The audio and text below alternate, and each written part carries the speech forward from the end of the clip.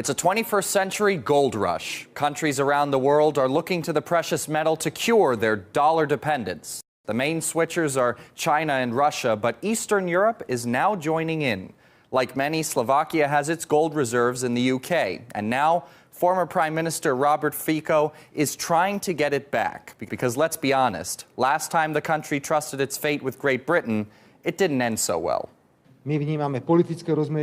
You can hardly trust even the closest allies after the Munich Agreement. I guarantee that if something happens, we won't see a single gram of this gold. Let's do it as quickly as possible. Fico is at the helm of Slovakia's biggest political party, and he says it's safer to keep the 31 tons of gold in his own country and away from the uncertainty of Brexit. The move isn't his original idea, though. Days earlier, Poland recalled 100 tons of its gold reserves from the Bank of England, and the Polish National Bank was certainly happy about it. We managed to increase the strategic reserves of gold and take steps to repatriate a large part of Polish gold. By implementing our constitutional, statutory and simply patriotic commitment, we not only build the economic strength of the Polish state, but also create reserves that will safeguard its financial security. This is the global trend, but also the expectation of Polish society. Other Eastern European countries like Hungary and Serbia began recalling their gold as early as last year. Now, the mainstream media has covered this new gold rush, but what they'd probably like to avoid is admitting that it's getting pretty close to home. Take Germany. It just increased its own gold reserves for the first time in 21 years. Even U.S. economists are admitting the role of this precious metal is quite literally as good as gold. The question is, what else? That's the environment I think we'll be in. And there's a saying that gold is the only asset you can have that's not somebody else's liability. The de-dollarization of Eurasia would support Mr. Dallier's worldview. So would a shift to a non-dollar reserve asset such as gold. Such a change would force the US to sell dollars in order to settle its balance of payments in the new neutral reserve asset.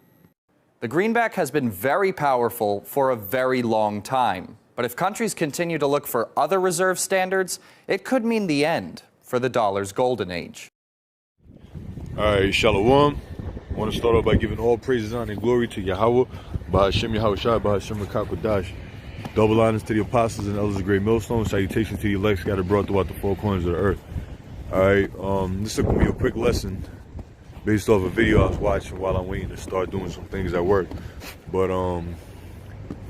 the RT video you've seen is entitled "More and More Countries Are Beginning to Restore Their Gold Reserve," and more and more countries are ending their dependencies on the U.S. dollar. Why is that? Why is that? Why is all these countries ending their dependencies and not relying on the U.S. dollar anymore, but instead they're buying up all the gold from the reserve?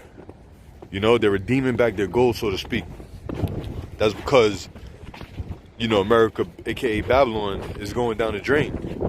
And all the countries that it had, you know, in this trap, all right, in this web, are beginning to draw back. You know, they're beginning to pull back. And that's a beautiful thing to see because, for one, these economists, these worldwide economists, they all know that the U.S. dollar is about to crumble, okay? It's about to crumble. You know, it's no secret. And in place of that, you know, that's why we push the prophecy through the spirit. With starting with the apostles on down, Apostle Tahar on down, we push the prophecy of the mark of the beast. Okay? Now, you people that don't have gold, because the average person don't have gold, all right? The average person have dollars. So the rich is pretty much gonna get their gold. They got their gold, so they good when all hell break loose, right? As far as when I say they're good when all hell break loose, I mean they have gold. They have a form of currency. But for you people that depend on a dollar, which is your everyday person, are going to be forced to take that chip. That's why in Revelation it says he causes all, both small and great, rich and poor, free and bond, to receive a mark. All right, so that dollar crumbling, what's going to replace that is going to be the chip, and that's all by design. All right, that's all by design. The reason the dollar even came into existence was to put the world in debt, to put you people in debt, and to set up this this RFID chip, this mark of the beast, because it's prophesied. Somebody might ask, well, how was they going to set up the chip or the mark of the beast 300-400 years ago? Well, the prophet spoke about it over 2,000 years ago. That's how. All right. I'm gonna read Jeremiah 51 and I'll start at 6. It says, "Flee out of the midst of Babylon and deliver every man his soul. Be not cut off in her iniquity. For this is the time of the Lord's vengeance. He will redeem. He will render unto her a recompense." All right, America's Babylon. Okay, and when it says flee out of her, it's really talking about the elect. It's talking about the elect. Flee out of the ways of Babylon. You know, flee out of the ways of Babylon. Don't attach yourself to the society because it's going down the drain. All right, Micah 2:10 said, "This is not your rest." All right, arise ye and depart. This is not your rest. So the Lord is gonna render a recompense on this place called Babylon, America. All right, on this place called America. Okay. All of that is gonna be nothing but ashes. All right, dust. Verse 7 says, "Babylon had been a golden cup in the Lord's hand, that had made all the earth drunken. The nations have drunken of the wine, therefore the nations are mad."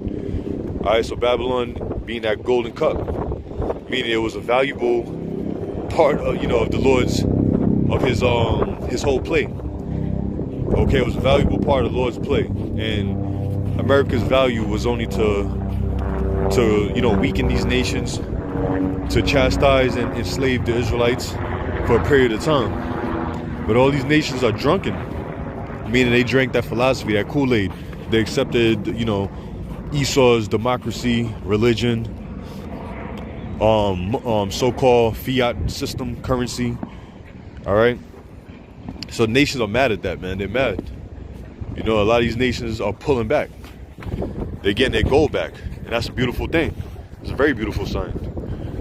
It says, "Babylon is suddenly fallen and destroyed. Howl for her, take balm for her pain. If so, she may be healed." All right, Babylon is fallen. Take balm for her. Balm is like how, you know, when these when the U.S. is in some type of a debt crisis, they try to bring a stimulus packet, like I believe it was Obama that did it a few times. You know, something to boost the economy. So in other words, that balm is something to boost the economy, and there's nothing that's going to boost the economy. All right, everything has an end. And this is the end of Babylon. So it says, "Howl for her, take balm for her pain. If so, she may be healed." We would have healed Babylon, but she is not healed. "Forsake her and let us go, everyone, into his own country. For her judgment reaches unto the heaven and is lifted up even to the skies." So everyone, all these nations are fleeing to their own countries. All right, they did what they had to do. They came here, made money, traded with America, so to speak. Now they going back to their country. All right, these nations are withdrawing. China, Russia are already dealing with gold. You know, and Poland, as you see, is about to redeem all their gold from the UK. And then more and more nations are going to follow the trend. It says, verse 10, "The Lord hath brought forth our righteousness. Come and let us declare in Zion the work of the Lord our power." Okay, let me see another scripture. James 5:1. It says, "Go now, ye rich men, weep and howl for your miseries that shall come upon you. Your riches are corrupted and your garments are moth-eaten." All right, now these elites, these Edomites, these top people of this earth, all right, those are the rich men. All right, and everyone that dealt with the dollar, okay, everyone that dealt with the dollar are these rich men. Okay, it says your riches are corrupted. You know, now this Federal Reserve note is corrupted. Paper money is corrupted. It's supposed to be redeemable by actual tangible gold or silver. You know, so your riches are corrupted. You know, the way the system was established, how the money came about was all corrupted. It says your gold and silver is cankered, and the rust of them shall be a witness against you, and shall eat your flesh as with fire. You have heaped treasures together for the last days. You know, your gold and silver is cankered. All right, your gold and silver is cankered. You saw his system, the way he gotten his gold, the silver, the way he tricked people into debt. All of that is all cankered. Okay, So it says, yeah, heap treasure together for the last days. You know, we in the last days, so all that gold and silver is in the right place, because when this system go down, by the, you know, Most High is sending fire, and the elect is risen up and gathered together all these heathens, that gold and silver is for us. All right, you're gonna build our kingdom with that gold and silver.